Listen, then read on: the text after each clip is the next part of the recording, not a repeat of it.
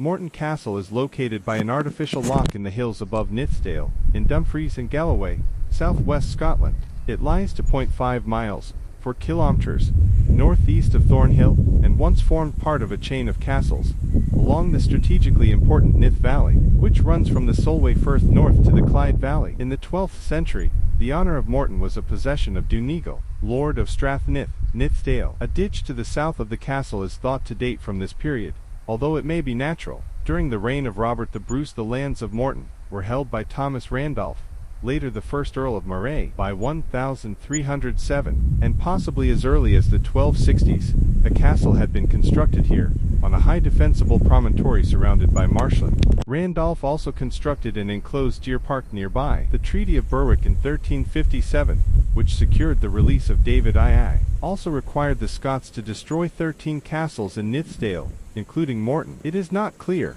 how much, if any, of the original castle remains. The lands of Morton passed to the Earls of March, who probably built or rebuilt the existing castle in the early 15th century. In the mid-15th century, the lands were given by James II of Scotland to James Douglas of Dalkeith, later Earl of Morton, although the earldom is named for another Morton in Lothian. The 4th Earl of Morton was executed in 1580 for his alleged part in the murder of Lord Darnley, and Morton Castle, together with the earldom, briefly passed to John Maxwell, 7th Lord Maxwell, and grandson of the 3rd Earl. However, in 1588, James VI led an expedition against the Catholic Maxwells. Morton Castle was taken and burned, and returned to the Earls of Morton, the 4th Earl's attainder having been reversed. In 1608 the castle was sold to William Douglas of Cauchogle, who sold it in turn to William Douglas of Drumlanrig, later the 1st Earl of Queensberry.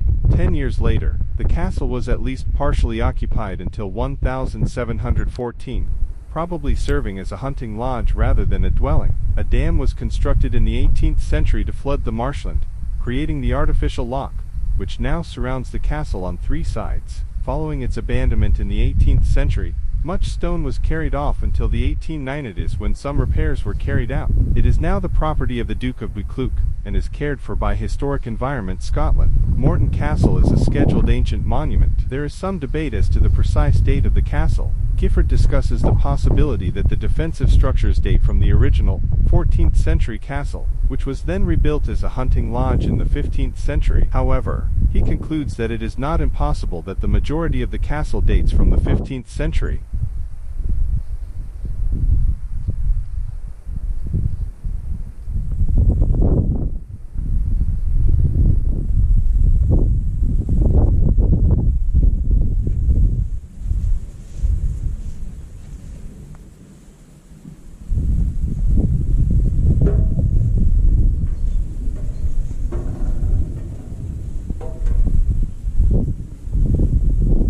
Beyond its historical significance, Morton Castle is shrouded in mystery and tales of potential hauntings. Some say the spirit of Thomas Randolph, loyal ally of Robert the Bruce, roams the ruins, overseeing the fortress he once fortified. The restless spirit of the 1st Earl of Morton, James Douglas, may wander the grounds, eternally bound to the castle that bore his name. Ghostly echoes of the violent sacking by James VI's forces might still resonate within the castle walls, manifesting as unexplained sounds and apparitions.